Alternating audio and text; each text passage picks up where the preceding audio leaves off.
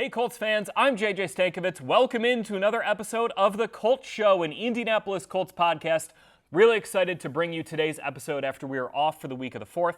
I had a chance to sit down with Colts kicker Spencer Shrader about a month ago. We had a chance to talk about quite a few things, including his kicking process and also his almost soccer career, his business ventures. He's a fascinating person, really excited to bring this to you. Spencer's going to be competing during training camp with undrafted rookie Maddox Trujillo to be the Colts kicker, so really interested in that. Next week on the Colts Show, we're going to have a full training camp preview that I did with Lara Overton. It is lengthy, it is meaty, it is interesting. Hopefully you guys enjoy that. Comes out a week from today on Thursday the 17th. All right, one piece of outdated, I should say, information is during the interview I had with Spencer, I believe he referred to his girlfriend.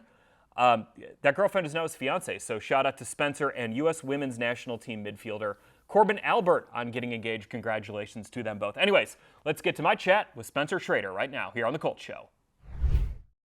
All right, it is my pleasure to be back here on the Colts Show with kicker Spencer Shrader.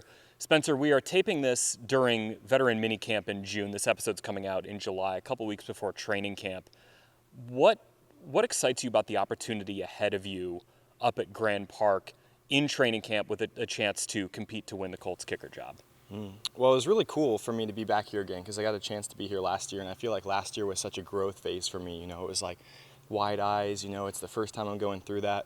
And so this year it's like, okay, you've been here before, can you kind of cement yourself a little bit more? Can we up the professionalism? Can we refine things here and there? So it's just the journey of being a pro and trying to get a little bit better. But training camp here is so well done with the amount of people that they invite and how fun they make it for the community. It's just going to be a really good time getting out there with the teammates. For you, how is that process of refining what you do? Like, what do you do to consistently work on refining your procedure, your kicks, just whatever it might be? I think I heard a really good quote from a coach once, and he said, how you do anything is how you do everything. And so like we were talking before about how kicking is actually a very simple art. There's not much to it. And so you really have to try to focus on the details and other elements of life because it all plays together. And I'm very blessed because the people that I have here to learn from, like Luke and Rigo, my teammates in the specialist room, are really good demonstrators of that. Coming to work every single day, approaching your rehab right, your nutrition right, your sleep right, your working out right. All of that plays into your success on the field at the end of the day. Because honestly, it's very simple, kicking, a football through two yellow posts. But all of that is going to play into your long-term success. And so I really think about, okay, am I doing the things that it takes to be successful kicking a ball, but am I doing everything else right too? Because that's honestly a bigger piece at the end of the day. How have you learned to kind of clear your mind, whether it's after a make, after a miss, knowing that, your job is to go out there, hit the ball through the uprights, have a good kickoff. You're on the field for 7-8 plays a game, but those ones are all pressure packed. Like, what do you do to sort of clear your mind? That's a really good question. It's something that I had to figure out probably a little bit later in my journey because I played soccer before, and so the mentality is different. And so what I realized is I had to rely on my faith more in things like stoicism to keep things in perspective. It's like it's so individualized. You're on the field for one play, like you said, and then you're off, and you have to be able to mentally reset. And so I started studying stoicism. I got deeper in my faith as I transitioned to the NFL, and so that's helped me to kind of balance everything, keep things in perspective, not get my identity caught up in football, and then ultimately that puts me in a better headspace come practice time, come game time when it's time to compete. Explain stoicism to me. Stoicism would be being able to keep things in perspective, right? So it was popularized by Marcus Aurelius, who was a Roman emperor, the last of the 5 good Roman emperors. And it's really about how do I balance and deal with the obstacles in my life and keep things in perspective. And so one of his analogies is like life's like a river, and you're gonna have obstacles, right? You're gonna have misses, you're gonna have things that you can't control that are plopped in the middle of the river. But what do? It's you flow into it, you flow around it, and you keep right on going. And so it's kind of the art of not letting the small things impact you, not letting the misses impact you, not letting the negatives impact you, but viewing those obstacles as opportunities instead and looking at them as a positive. And so there's really cool authors that have written about it, and so I just kind of try to feed myself that information day by day, maybe in little chunks, and it just kind of keeps me in the right mental space. How did that benefit you as you went from the Colts to being released and then re-signed by the Colts to the Chiefs, to the Jets to the Chiefs, last year, which, that's your rookie year in the NFL, and you're on quite a whirlwind, but you were able to succeed through it. Did that play into it? Absolutely. I think what I did a good job of last year was viewing everything as a blessing. Like, wow, how cool is it that I get to show up undrafted free agent to the Colts and get a chance to be here and have access to the facilities and compete on the field. And then you have to have something that centers you and keeps you grounded through those highs and lows, because there is a lot that happens. There are cuts that happen. There's practice squads, elevations, injuries, getting poached to another team. And if you let your emotions ride the highs and lows, you're never going to have balance. And so just understanding like, hey, this is all a blessing. This is all a gift. At the end of the day, I'm just so privileged to even be here. Like, why would I view these things as a negative? And so keeping that in mind as you go through those ventures is super important, and that's why it does take time off the field, getting into the Bible, reading your book, reading Stoicism, talking with teammates and having authentic conversations with family as your grounding mechanism to keep you centered through all those highs and lows. I was going to say, this sounds like this is also helping you like off the field. Oh, no too. doubt. Yes, very I mean, much so. That this is like probably just like a good life lesson that you're getting at a young age. And I think it helped too, because I was pretty late to football. Right. So I spent time playing soccer, tennis. I have a private training company with my sister. I love to invest in real estate and the index funds. And so I have these other pieces of my life that really help me keep football in perspective at the end of the day. Okay, so let's talk about your soccer career. Because I read an article that Pete Sampson wrote in The Athletic about how you were like a broken ankle away from potentially playing soccer in Brazil. Yes, so after I graduated high school, I went overseas and played soccer in Brazil and Canada. I played for Ferroviarius and Grêmio São Carlos, which are two professional clubs in Brazil. And when I first got there, I was training and I fractured my ankle. And so I was pretty upset about it, because this was my 3-month tryout basically to see if I was going to make it as a professional. And I have that injury right when I get there. But really it opened up an opportunity to just meet some incredible people and really ingrain myself in the culture. And so I started a blog and I made, positive things from that. And then I still got time after I'd healed to train with Ferroviarius and Grêmio São Carlos and experience that. Didn't get a professional contract, but then what ended up happening was the move into my football career, which I think is God's plan for me. And so you see in hindsight how everything's interconnected and how it plays out into the greater story. But yeah, lots of little ups and downs along the road for sure. How did you get noticed by these Brazilian soccer clubs? So I had a foreign exchange student that played on my high school team, Breno Piccolo, and then his family had some training complexes in Brazil. And one night I was telling him, like, man, I really want to play pro soccer. I'm very passionate about it. I just don't know how to start. I don't know how to get recognized by these clubs. And he's like, oh man, he's like, come stay with me and my family in Brazil. We can get you a 3-month visa. You can train at our complexes and my dad will set up some tryouts for you. And so I think that conversation was at like 9 p.m. at night. We were playing ping pong in my garage, and I walk in the house and I tell my parents I was going to Brazil. And they're like, okay, yeah, we support you, go for it. And so it was really like just a split-second decision. Then I had about 5 months to train to get ready for that process. But that's kind of how I live life, is I see opportunities and I try to be pretty risk tolerant, just go after things. Yeah. Did you have opportunities to play college soccer here in the States? Yeah, quite a few opportunities to play college soccer, but it wasn't ever something that I was super passionate about. I really wanted to go the pro route first. And I was running other businesses at the time, so I was balancing, hey, do I just go full entrepreneur, run the private training companies, stay with these investments? Do I want to play college soccer? And then when I was presented with the opportunity to play football, I was thinking about Tim Tebow. He's always been a big role model of mine. I'm like, man, here's a guy who played football at the highest level, but he used it as a stage to share his faith and to be a philanthropist and work on other ventures. And so that's what excited me about football. It was new, it was exciting. I felt like I could run my businesses at the same time that I could still compete and try to, get to the, reach my athletic potential. Okay, so you kind of dropped it in there that you had businesses plural as a teenager. Tell me about those. I grew up homeschooled. I think it was more of a non-traditional educational route. And so my parents were big on learning by doing. And so when I was 16, I started a private training company. It really was nothing big at first. It was just going out to the fields and training kids in the neighborhood. But I was professional and I did my best. I'd create PDFs and I'd communicate with the parents. And that really helped me to learn those business skills at a very young age. And so then I kept running that all throughout high school. And now my sister handles it pretty much full time, does a phenomenal job with it. And then I've always been interested in technology as well. And so I mentioned when I went over to Brazil, I started a blog. And through that process, I got a little bit of knowledge in the website design space, creating logos, creating brands. And so I worked in the technology space and had a little business doing some Salesforce implementation and some brand design. And it was just something I would do, with free time here and there. So it was the technology, it was the private training, and then I kind of did that while I was, playing sports all the way up. I have to imagine the 1 year you spent at Notre Dame was probably pretty valuable then for someone who's interested in business. I read you got connected with Tom Mendoza a little bit there. What was that experience like? Not just as a football, we're not even talking about the football side of it now, but well, just all encompassed. Like Notre Dame was the place for me. Like everything that I had dreamed of Notre Dame being, it was. I just felt like, listen, I have 1 year to just maximize my experience here from a football perspective, but also an off the field perspective with the network and tapping into an alumni base that is just legendary and world renowned.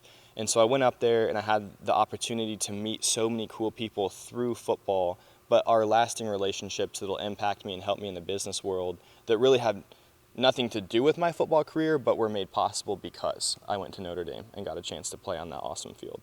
So it's all interconnected. Going to Notre Dame was kind of a serendipitous thing. I know you've talked about it in the media where Brian Mason, who's now the Colts special teams coordinator, was the one who recruited you there as a grad transfer. And then he comes here to the Colts, and you didn't really actually overlap with him, but now you're here. I also read that you have a number of family members who are Notre Dame fans, so that all just feels like that was like you said, it was the place for you to be, and that's a really cool thing because that doesn't always happen at the college level. Yeah, it feels like home, and I don't know, Mace, I can't either I can't get away from him or he can't get away from me, but he recruited me to Notre Dame and then ended up coming to the Colts, but he told me, he's like, man, you're a Notre Dame guy, like you got to stay here. He's like, you're going to have an amazing experience. And so through that process, even though it was brief during the time that he recruited me before he left, I built a lot of trust, back and forth, and I felt like he had my best interest in mind. So then when I was, choosing what team to go to into free agency, because you have multiple choices, I was like, man, how cool would it be to go back to Indy or stay in Indy, coming from Notre Dame, be with Mace again. I know that he has my best interest in mind, and then wherever God takes me, he takes me. And so that's exactly what happened. I came here, had an amazing experience, learned from some of the best in the business, and then got the chance to go to New York and then the Chiefs. And then when I went into free agency again, I was like, I got some unfinished business. I got to go back. What was that experience like for you, kicking at Lucas Oil Stadium in that Week 1 opener? Like, I know you talked about your process and stoicism and not making it bigger than it might be, but it's Week 1 of the NFL season. You're stepping in for Matt Gay in that game, and you got to make a couple PATs. What sort of just kind of centered you in that as well? I think in moments like that, you're never truly prepared. And so keeping it in perspective and understanding that everyone's going through the same emotions and a lot of people are fighting the same battles that you are really helps. And so it's like, man, I went from not knowing if I'd have a chance in the NFL to starting the season opener, but I'm here and I got to go out there and I got to play. And there's a lot of other people that are dealing with this as well. And so you just have to keep pulling yourself back because your mind wants to wander and your emotions want to creep in. So the stress or the fear, the anxiety wants to come in, but you got to fill that space with something else. And so if you fill it with gratefulness and you fill it with positivity and you fill it with, faith, there's not as much room for those other emotions to creep in.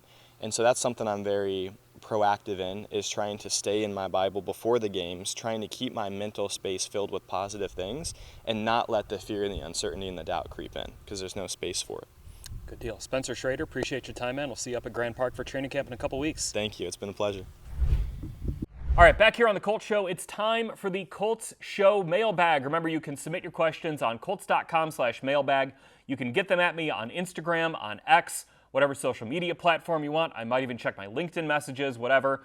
Or you can drop them in the YouTube comments on this episode. All right, today's question comes from Harold Miller from Bedford, Indiana. Do you see the Colts offensive line holding up for our quarterbacks? And simple question, but I wanted to take this chance to talk about the line because there are two major departures on it, right? And Ryan Kelly and Will Fries, both who signed with the Minnesota Vikings in free agency. The Colts haven't had that level of significant opening on their offensive line in a couple of years. But I do want to, before we get into that, I want to talk about the rest of the line because I feel like we don't talk about the left side of the Colts offensive line enough and how good it is. It's just maybe Yeah, they'll be fine. You got Quentin Nelson, he's a Pro Bowler. You got Bernhard Raimann, he's a really good player.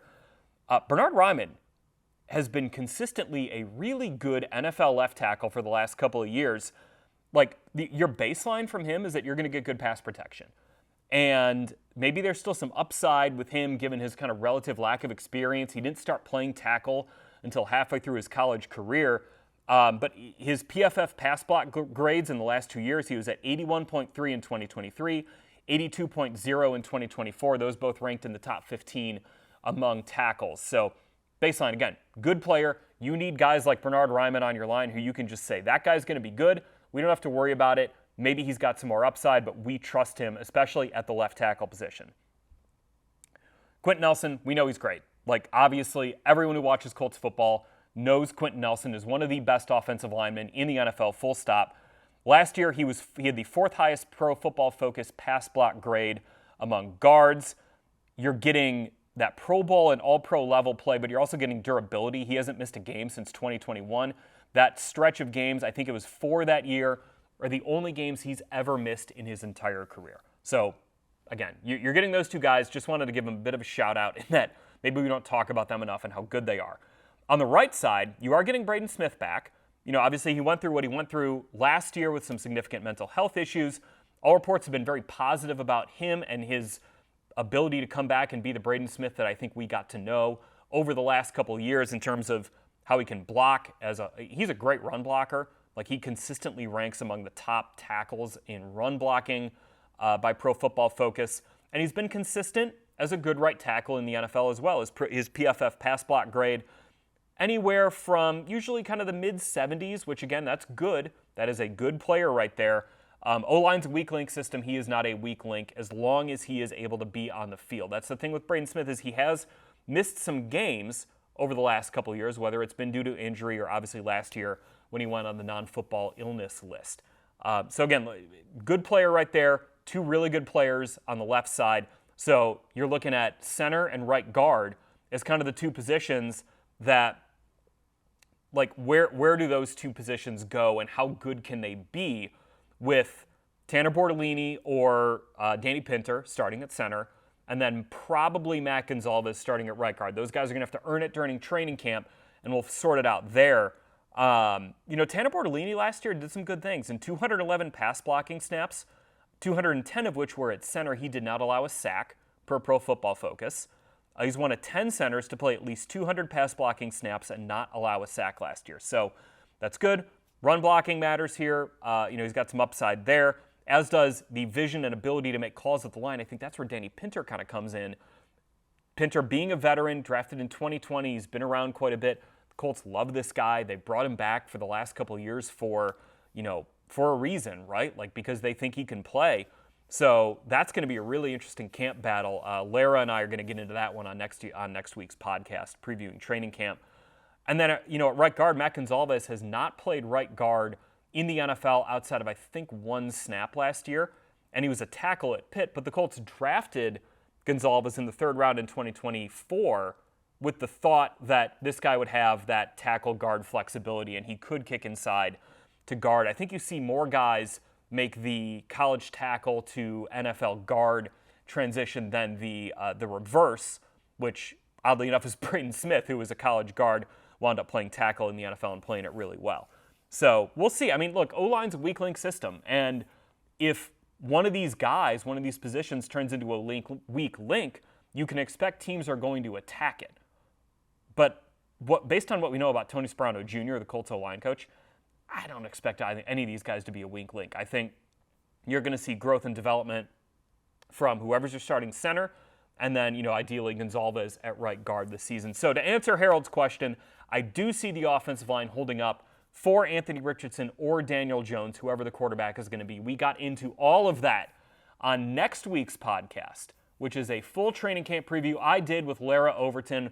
We got in depth about the quarterback competition, about a bunch of other competitions down the roster, about the rookies, about our camp breakout stars. We answered a question about underrated position groups. So really good stuff. Get your questions in for the Colts Show Mailbag at Colts.com/mailbag on social media as well. I'll be answering those on next week's podcast and then also on Colts.com in the weekly Colts Show Mailbag. All right, that's going to do it for this week's episode. Remember to rate, review, and subscribe to us here on Indianapolis Colts Podcast. We got a lot of good stuff coming for you.